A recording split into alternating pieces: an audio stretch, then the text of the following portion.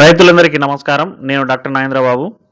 ఈ వీడియోలో మనం టాప్ 5 వెటర్నరీ మెడిసిన్స్ మన డైరీ ఫామ్‌లో కానీ, షీప్ ఫామ్‌లో కానీ ఖచ్చితంగా ఉండాల్సిన 5 రకాల మందుల గురించి, మెడిసిన్స్ గురించి ఈ వీడియోలో తెలుసుకుందాం. ఏ విధంగా వేయాలి? ఎంత మోతాదులో వేయాలి? ఏ కండిషన్‌లో రైతులు వాడాల్సి ఉంటుందనే బేసిక్ విషయాన్ని వీడియోలో తెలుసుకుందాం. మీరు వీడియో చివరి వరకు చూసినట్లయితే మీకు మంచి ఇన్ఫర్మేషన్ లభిస్తుంది.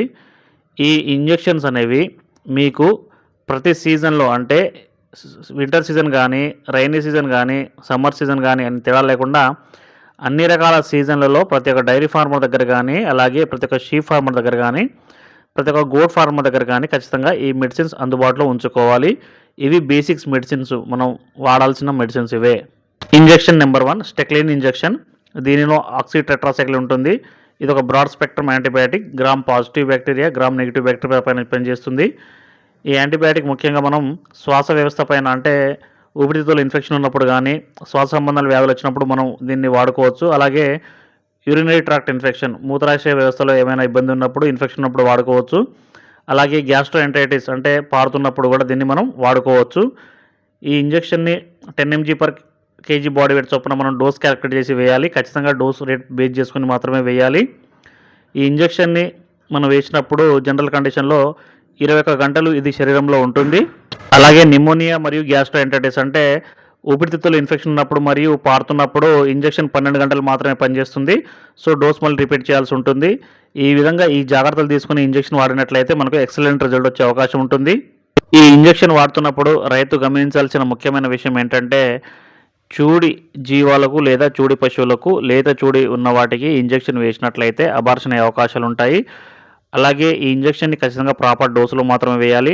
ఎక్కువ మొత్తంలో డోస్ వేసినట్లయితే మూత్రాశయ నాళాలు అనేవి నెక్రోసిస్ వచ్చే అవకాశం ఉంటుంది. అంటే అవి చెడిపోయే అవకాశం ఉంటుంది. అలాగే కాలేయం కూడా డ్యామేజ్ అయ్యే అవకాశం ఉంది. కాబట్టి రైతులు ప్రాపర్ డోస్ మాత్రమే కాల్కులేట్ చేసుకొని డాక్టర్ గారితో దీన్ని వేయించినట్లయితే మంచి రిజల్ట్ ఉంటుంది. Injection number 2 Minanox plus. దీనిలో మెలాక్సిక్యామ్ ఉంటుంది మరియు పారాసెటమాల్ ఉంటుంది.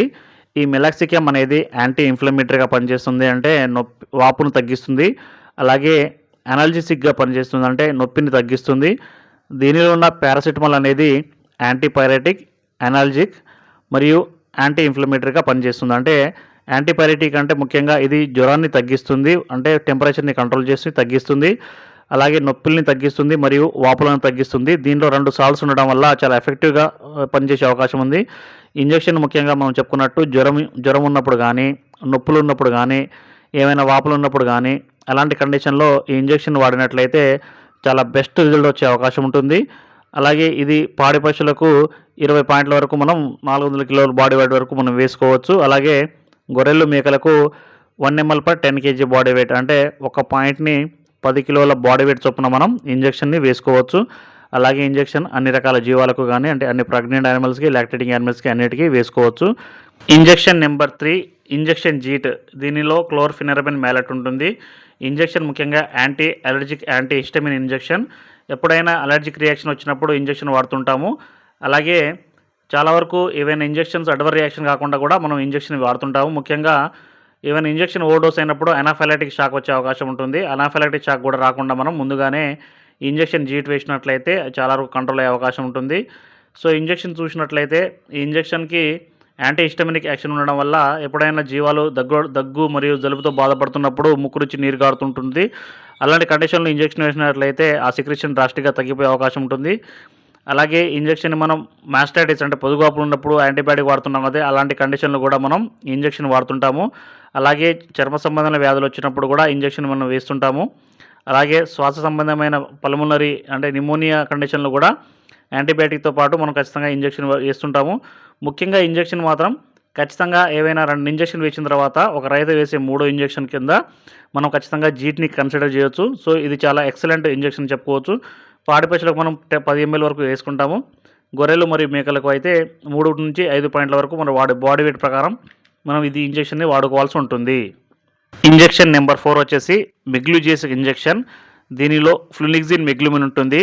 ఇది యాంటీపైరెటిక్, యాంటీ ఇన్ఫ్లమేటరీ అలాగే అనాల్జిక్స్ యాక్షన్‌గా ఉంటుంది. అంటే నొప్పు మరియు వాపులను తగ్గిస్తుంది.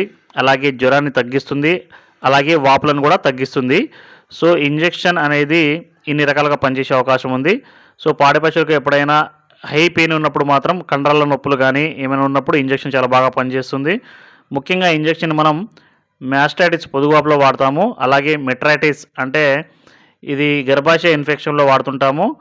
అలాగే పయోమెట్రా అంటే గర్భాశయంలో ఎక్కువగా మొత్తంలో చీమున్నప్పుడు వాడుతుంటాము. అలాగే రెస్పిరేటరీ ఇన్ఫెక్షన్ అంటే ఊపిరితిత్తుల్లో ఏమైనా సమస్యలు ఇన్ఫెక్షన్ ఉన్నప్పుడు వాడుతుంటాము. అలాగే మన ఇంజురీస్ అయినప్పుడు కూడా ఇంజెక్షన్ మనం వాడుతుంటాము. అలాగే పాడి పశువులు కానీ జీవాలకు కానీ కడుపు నొప్పితో బాధపడుతున్నప్పుడు కూడా మనం ఈ మెగ్లూజేసిక్ ఇంజెక్షన్ వాడుకోవచ్చు. ఈ ఇంజెక్షన్లో ముఖ్యంగా చూసినట్లయితే ఎండోటాక్సిన్లు మరియు ఎగ్జోటాక్సిన్స్ రెండింటినీ ఇది మ్యాక్సిమం తగ్గించే అవకాశం ఉంది. కాబట్టి చాలా ఎక్సలెంట్గా ఇంజెక్షన్ పనిచేసే అవకాశం ఉంది. ఈ ఇంజెక్షన్ మనం 1 to 2 ml per 45 kg body weight చొప్పున ఇంజెక్షన్ని క్యాలిక్యులేట్ చేసుకొని మనం ఇంట్రామస్కులర్ రూట్లో వేయాల్సి ఉంటుంది. ఇది ప్రెగ్నెంట్ యానిమల్ కూడా ఈ మెగ్లూజేసిక్ ఇంజెక్షన్ వేసుకోవచ్చు. ఇది ప్రెగ్నెన్సీ సేఫ్.